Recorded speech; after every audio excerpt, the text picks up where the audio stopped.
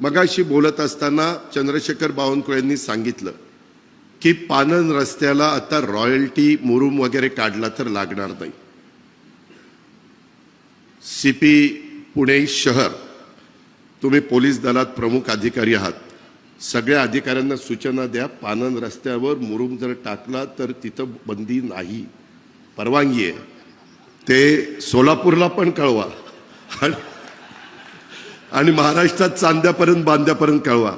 बावनकुळे साहेब, गेल्या महिन्यात हे सुरू केलं असतं तर काय वाईट झालं असतो, कशाला मला त्रास झाला, कारण नसताना नाही त्या गोष्टीचा गवगवा त्या ठिकाणी होतो. जाऊ द्या, हरकत नाही.